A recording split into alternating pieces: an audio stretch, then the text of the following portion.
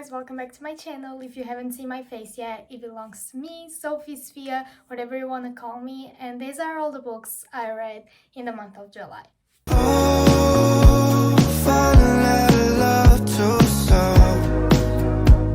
I haven't been able to do a video like this, like all of 2022. Let's just say that my reading pace this year is not that good.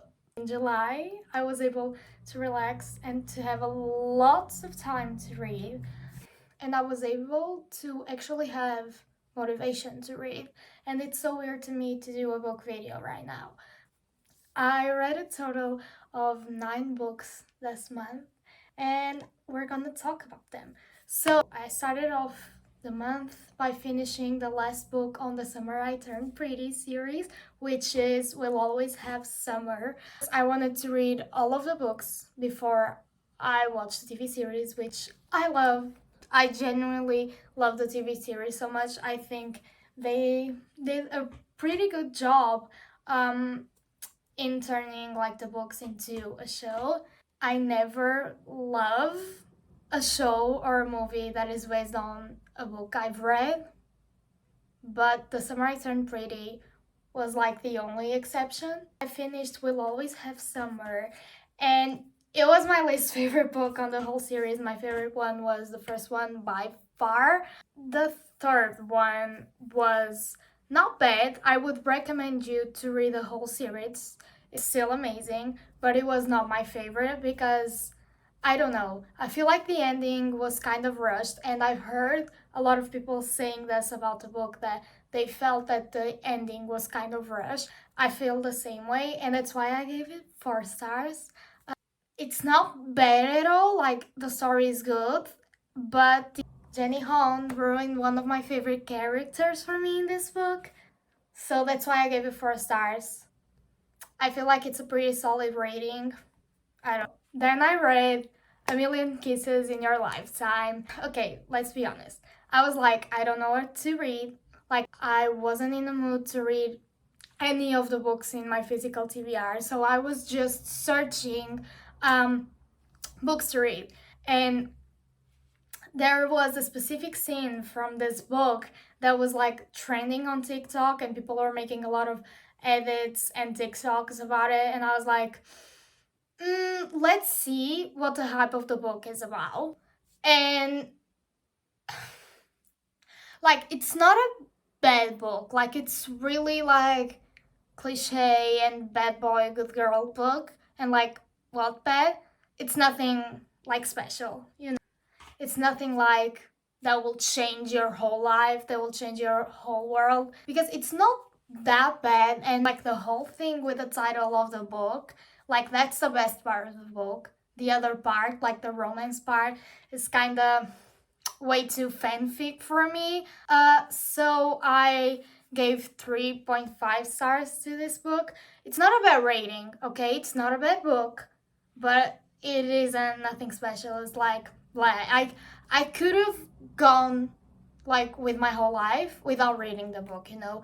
You have to make this question to yourself, and you have to question to yourself, like, would my life have been the same without me reading this book?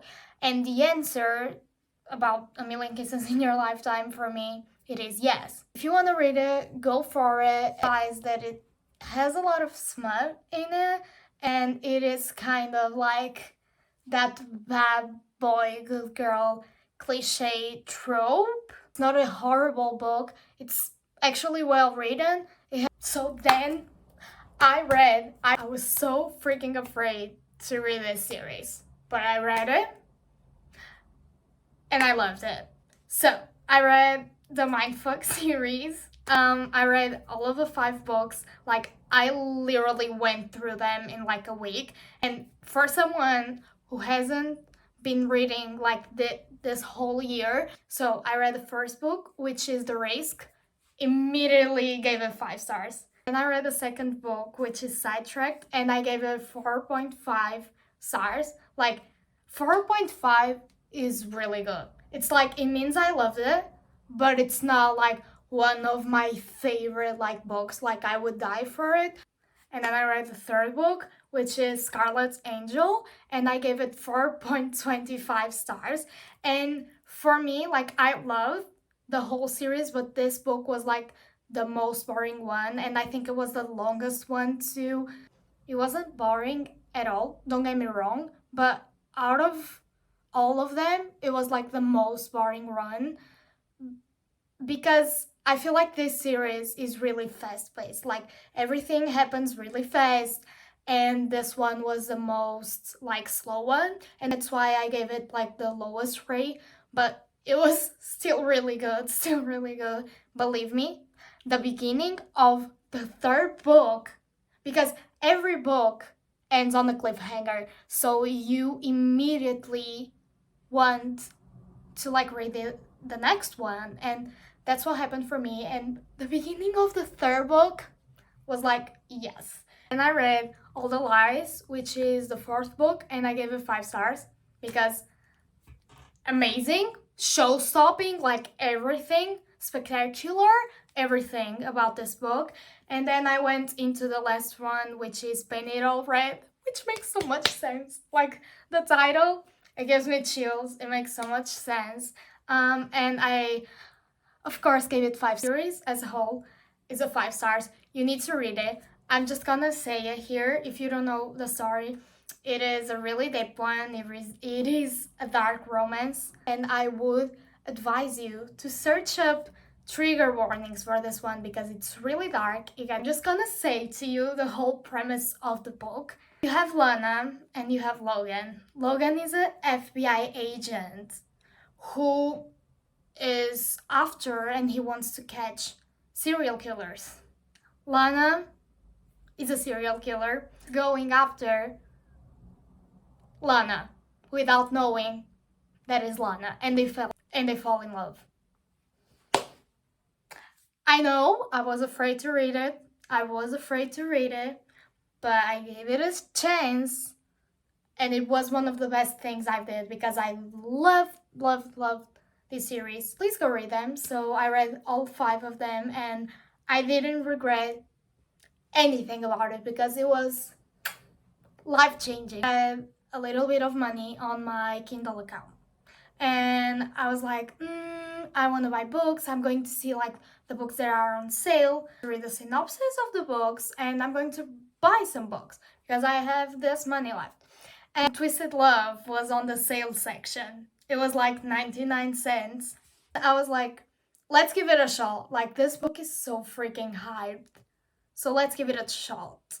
And it wasn't bad, but it wasn't anything like special. Do you remember me saying like, could you have gotten in your life and without reading this book? Yes, I could. Like, it was a fun time, like reading it. It was a fun time, but it wasn't nothing special. It wasn't like automatically one of my new favorite books. No, it was like a 3.75 for me.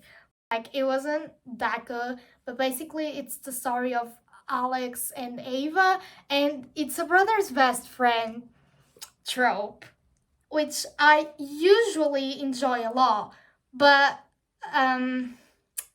the brother wasn't really present in the whole story because he was away, so I didn't really understand why it was like a brother's best friend, because the brother was away like most of the book, so it took all of that thing of the trope, which I like. So a little bit Wattpad too.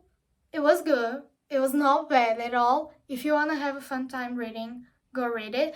I know that a lot of people prefer the other books on the series, especially the third one and the last one, which is being really hyped right now. It's Twisted Lies, I think. Yeah, I might give it a shot, but I'm not drawn to reading the rest of the series. I just want to read books that I will love and that will change my life.